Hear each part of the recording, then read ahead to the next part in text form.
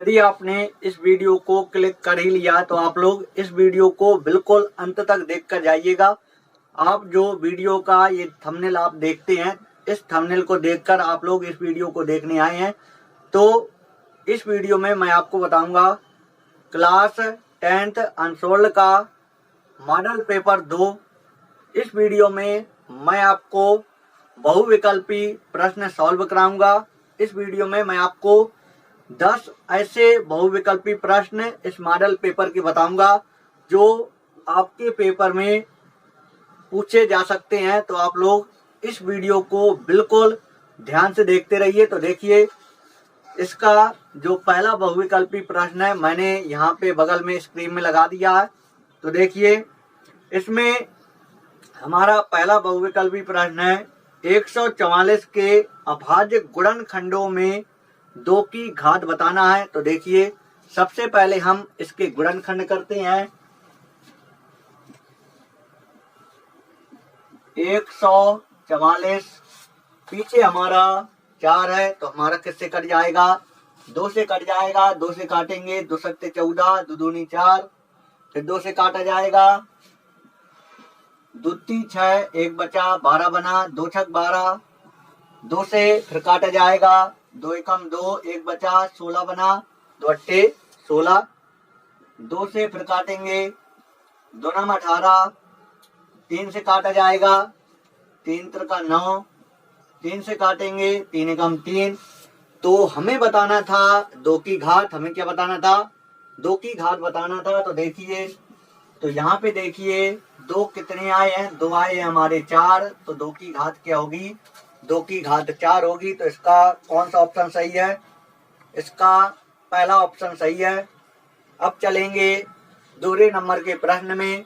दूसरे नंबर का प्रश्न यहाँ पे मैंने स्क्रीन में लगा दिया है। तो इसमें बताना है 1/cos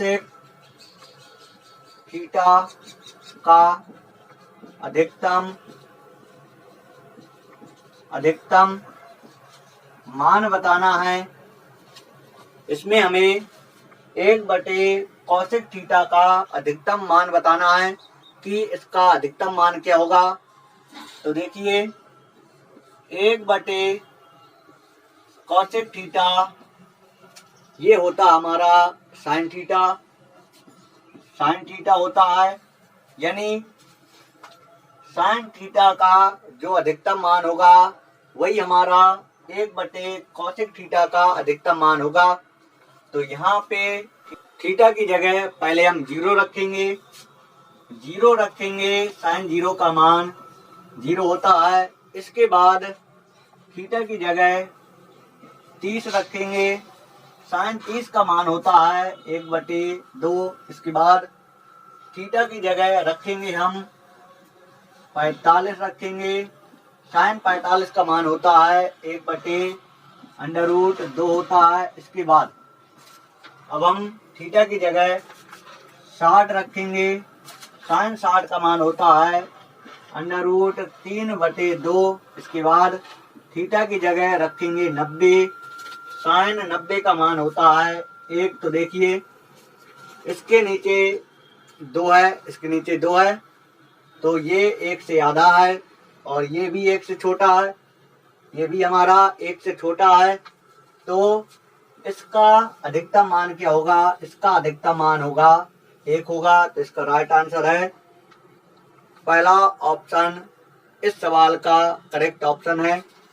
तो अब चलेंगे तीसरे नंबर के प्रश्न में चलेंगे। तीसरे नंबर का प्रश्न है हमारा, यहाँ पे बगल में देखते जाइए, मैंने यहाँ पे बगल में स्क्रीन में लगा दिया।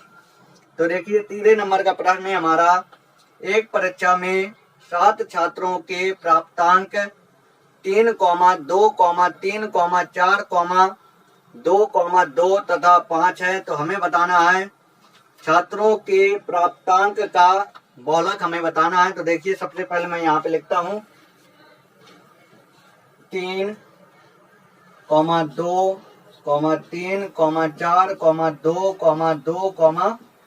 5। इसमें हमें छात्रों के प्राप्तांक का बहुलक बताना है। तो देखिए, जो संख्या सबसे ज्यादा बार होगी वही जो है छात्रों के प्राप्तांक का बहुलक होगा। तो इसमें 2 हमारा 3 बार है, इसमें 2 हमारा अधिकतम बार है, तो 2 की बारंबारता सबसे अधिक है, इसलिए इसका बहुलक क्या होगा, 2 होगा। तो हमें जो बताना था छात्रों के प्राप्तांकों का बहुलक, तो बहुलक हमारा क्या होगा, बहुलक होगा हमारा 2 होगा। जिस संख्या की बारंबारता सबसे अधिक होती है वही हमारा बहुलक होता है। इसमें सबसे ज्यादा बार है 2, तो 2 की बारंबारता सबसे अधिक है, तो 2 हमारा क्या होगा, बहुलक होगा। ये सवाल आपको अच्छे समझ में आ गया होगा। यदि आपको सवाल समझ में आ रहे हो तो वीडियो को लाइक कर दीजिए। इसके बाद आपको चलना है चौथे नंबर के प्रश्न में चलना है। तो देखिए जो चौथे नंबर का प्रश्न है, चौथे नंबर के प्रश्न को मैंने यहाँ पे बढ़िया अच्छी तरीके से काट के चिपका दिया है। तो इस प्रश्न को आपको बिल्कुल ध्यान से देखना है। ये प्रश्न हमसे कह रहा है गोले की त्रिज्या r है। तो सबसे पहले हम क्या करते हैं, एक यहाँ पे गोला बनाते हैं। तो ये हमारा गोले का केंद्र है, केंद्र से ये हमारी परिधि है, केंद्र से परिधि तक की दूरी त्रिज्या कहलाती है। तो सवाल में कह रहा है गोले की त्रिज्या r है, मतलब ये हमारा r है। इसके बाद सवाल हमसे आगे कह रहा है बेलन के आधार की त्रिज्या। तो क्या करते हैं, यहाँ पे हम सबसे पहले बेलन बना लेते हैं। इसके बाद इस सवाल को हम आपको समझाते हैं।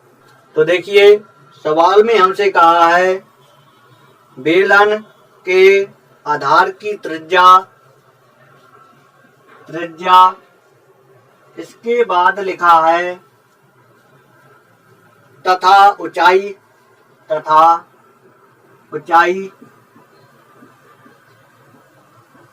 बेलन के आधार की त्रिज्या तथा ऊंचाई क्रमशः क्या दिया गया है, r तथा 2r दिया है। मतलब त्रिज्या हमारी r है और बेलन की ऊंचाई 2r है। तो देखिए ये हमारी त्रिज्या है, बेलन की त्रिज्या है, तो बेलन की त्रिज्या हमारी r है। इसके बाद ये बेलन की ऊंचाई है, बेलन की ऊंचाई दिया गया है 2r दिया गया है। तो हमें बताना है बेलन तथा गोले के आयतन का अनुपात बताना है। हमें क्या बताना है, हमें बताना है बेलन तथा गोले के आयतनों का अनुपात बताना है। तो सबसे पहले हम इस गोले का आयतन लिखते हैं। तो गोले के आयतन का सूत्र होता है 4/3 पाई r की घाते 3, ये गोले के आयतन का सूत्र होता है। तो इसको मैंने लिखा V1। इसके बाद यहाँ पे हम सूत्र लगाते हैं, बेलन के आयतन का सूत्र लगाते हैं।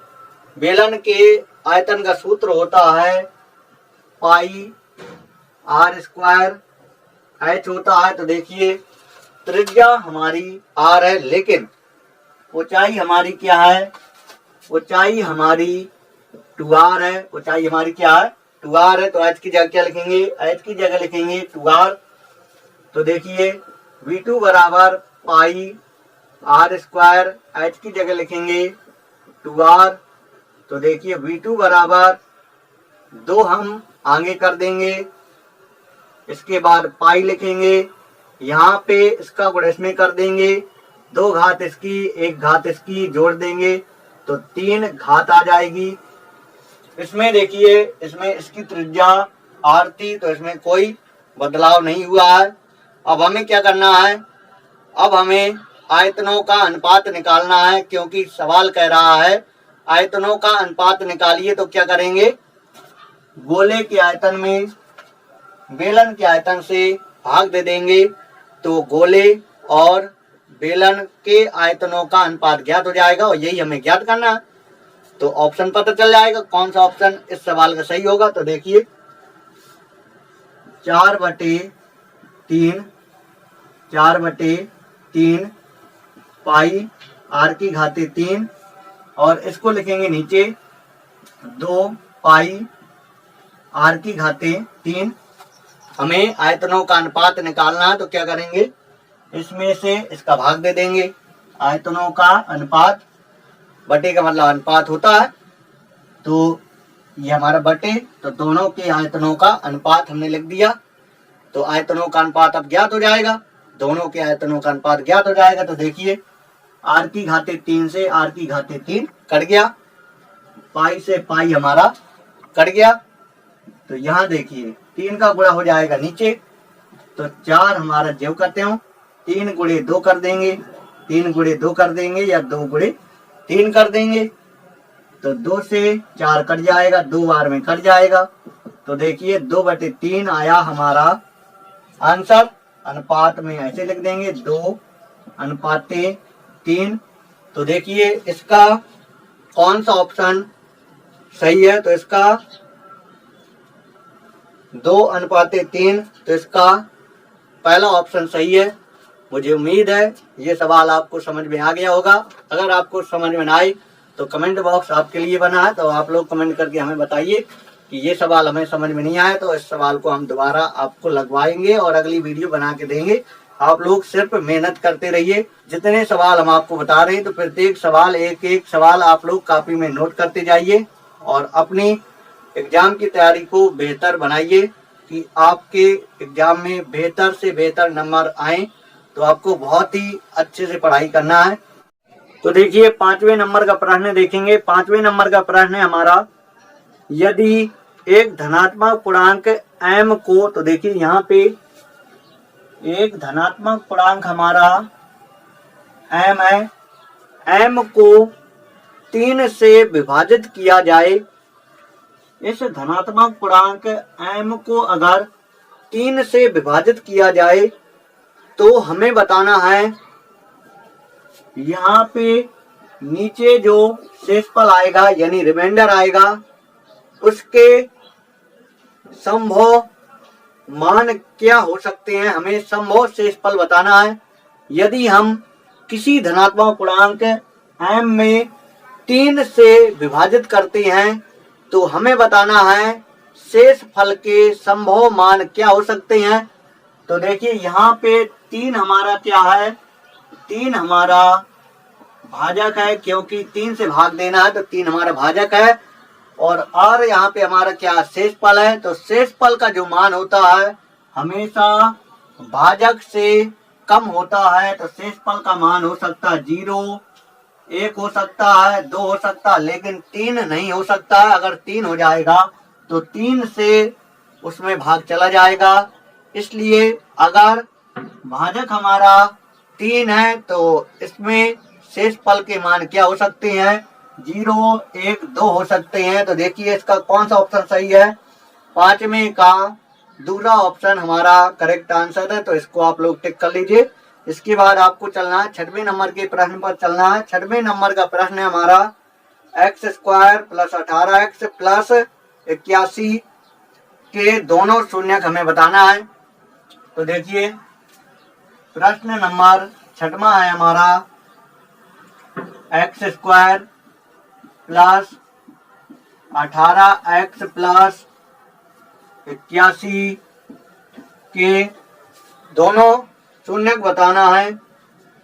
तो देखिए x² प्लस इसके गुणनखंड करेंगे, 9 गुणे 9 करेंगे तो 81 आएगा। 9 में 9 जोड़ देंगे तो 18 आ जाएगा।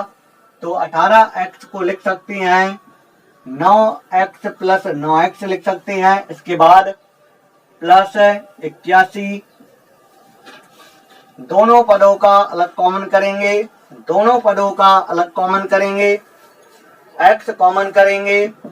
x कॉमन करने पर देखिए x हमने कॉमन किया, इसमें 2 घात है, 2 घात में एक x कॉमन है तो एक x बचा। इसके बाद देखिए प्लस x हमारा कॉमन है तो यहाँ पे बचा 9, 9 लिख देंगे प्लस 9 के पहाड़ में 9 आता है, 9 के पहाड़ में 81 आता है, इसलिए हम क्या करेंगे 9 कॉमन करेंगे। 9 हमने कॉमन किया तो देखिए यहाँ पे हमारा x बचा प्लस 81 में 9 से भाग नहीं 81 9 बार में भाग चला गया। तो देखिए एक कोष्टक में लिखेंगे x प्लस 9 लिखेंगे, दूसरे कोष्टक में लिखेंगे x प्लस 9 लिखेंगे। ये दोनों कोष्टक में कॉमन है तो ये हमने कॉमन लिया, ये हमने कॉमन लिया तो यहाँ पे x बचा और यहाँ पे 9 बचा। और देखिए शून्यक पता करने के लिए क्या करेंगे x प्लस 9 बराबर 0 करेंगे तो x बराबर हमारा क्या होगा माइनस का 9 होगा। तो देखिए इसका भी माइनस का 9 ही आएगा।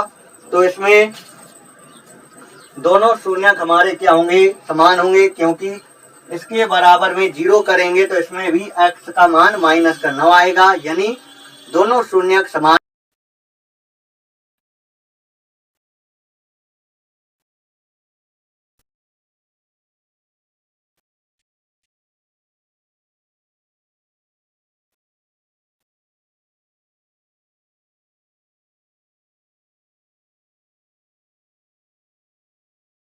तो 7वां प्रश्न देखेंगे। 7वें नंबर के प्रश्न को मैंने यहाँ पे स्क्रीन पर लगा दिया है।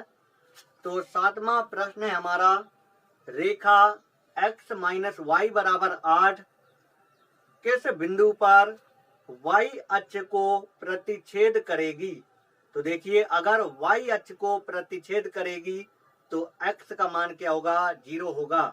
तो सबसे पहले हम यहाँ पे समीकरण लिखते हैं x माइनस वाई बराबर 8, y अक्ष को प्रतिच्छेद करेगी तो क्या होगा x का मान 0 होगा।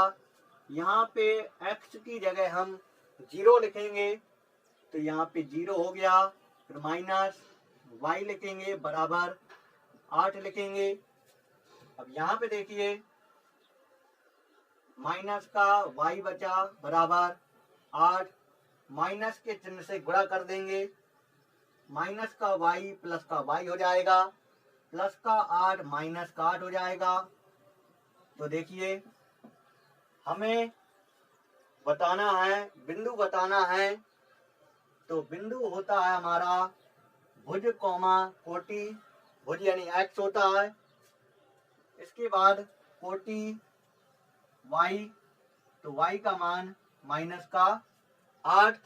तो बिंदु होगा हमारा 0 माइनस 8, तो इसका बी ऑप्शन सही हो जाता है। इसके बाद सवाल नंबर 8 पर चलेंगे। सवाल नंबर 8 मैंने यहाँ पे स्क्रीन पर बढ़िया अच्छी तरीके लगा दिया, तो आप लोग पहले सवाल को पढ़ लीजिए, इसके बाद मैं आपको इस सवाल को सॉल्व कराता हूँ। तो देखिए 8वें नंबर का सवाल है हमारा 5x minus 5 5x minus 5 x plus 5 बराबर 55। तो देखिए 5 हमारा गुणा में है, 5 चला जाएगा हमारा बटे में। तो देखिए x माइनस 5 और x प्लस 5 बराबर 55। 5 गया नीचे, 5 से भाग दे दिया जाएगा। तो देखिए 5 कम 5 5 कम 5, तो यहाँ पे आया 11 और यहाँ पे a plus B A minus B का सूत्र लग जाएगा। तो A square minus B square होता है, तो ए का मान ये है, इसके स्क्वायर कर देंगे यानी आ जाएगा एक्स स्क्वायर आ जाएगा। इसके बाद माइनस बी स्क्वायर होता है, बी का मान 5 है, 5 के स्क्वायर कर देंगे, 5 के स्क्वायर आ जाएगा 25 बराबर यहाँ पे हमारा क्या 11। इसके बाद आएंगे एक्स स्क्वायर 11 माइनस का 25 यहाँ जाएगा, प्लस का 25 हो जाएगा। अब आगे देखिए एक्स स्क्वायर दोनों को जोड़ देंगे तो यहाँ पे आएगा हमारा 36। अब यहाँ से स्क्वायर हटा देंगे तो यहाँ पे हमारा रूट लग जाएगा। अब देखिए 36 हमारा 6 का वर्ग होता है, तो x का मान आएगा प्लस माइनस 6। तो देखिए इसका कौन सा ऑप्शन सही है, 8वें का C option is the correct answer है। तो आप लोग सी ऑप्शन को करेक्ट कर लीजिए। इसके बाद 9वें नंबर के प्रश्न में चलेंगे। 9वें नंबर के प्रश्न में समीकरण दिया गया, मूल समान कहा गया है। कि मूल समान है, तो हमें k का मान ज्ञात करना है। तो वीडियो को देखते रहिए, इस सवाल को हम आपको हल करवा रहे हैं। तो समीकरण है हमारा 3x² minus 12x plus k बराबर 0। k का मान ज्ञात करना है, मूल समान है। अगर मूल समान है तो हम सूत्र लगाएंगे b² माइनस 4ac बराबर 0। तो इस सूत्र के लिए हमें मान चाहिए, a का मान चाहिए, b का मान चाहिए, c का मान चाहिए। तो देखिए इसकी तुलना करेंगे, द्विघात समीकरण है, द्विघात समीकरण से इसकी तुलना कर देंगे। द्विघात समीकरण का हमारा सूत्र होता है x² plus bx plus c बराबर 0। तो देखिए x² हमारा सेम, तो a का मान क्या हुआ, a का मान हुआ 3। यहाँ पे देखिए x के गुणा में b है और यहाँ पे x के गुणा में माइनस का 12 है, तो b का मान हुआ माइनस का 12। इसके बाद देखिए c का मान क्या होगा, c का मान हमारा k होगा। तो यहाँ पे अब b का मान पता चल गया, a का मान पता चल गया और हमें c का मान पता चल गया, तो इसमें अब रख दिया जाएगा। तो देखिए यहाँ पे b की जगह लिखेंगे -12 के स्क्वायर माइनस 4 गुणे a का मान हमारा 3 है, 3 लिख देंगे, गुणे c का मान हमारा k है, k लिख देंगे बराबर 0। माइनस की संख्या का वर्ग किया जाता है, संख्या प्लस की हो जाती है। 12 का वर्ग करेंगे, 12 का वर्ग होता है 144।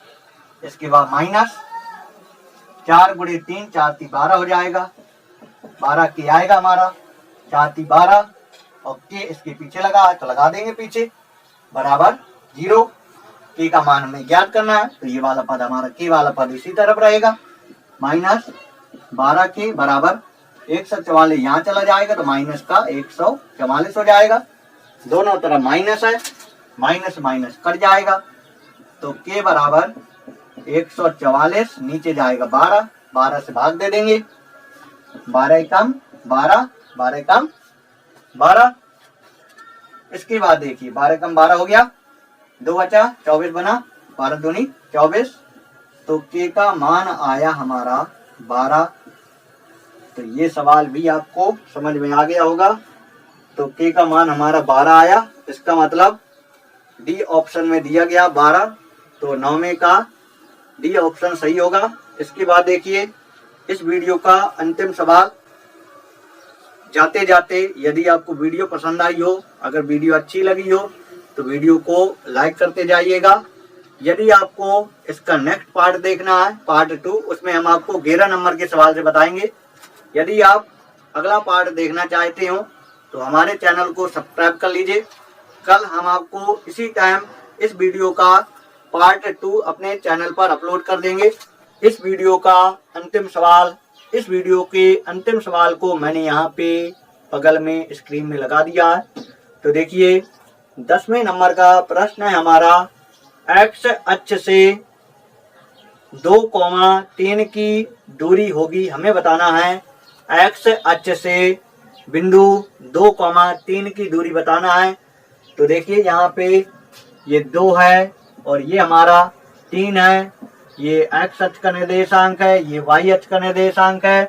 दूरी हमसे एक्स से पूछा है, एक्स से दूरी बताना है, तो हमें वाई वाला निर्देशांक बताना है।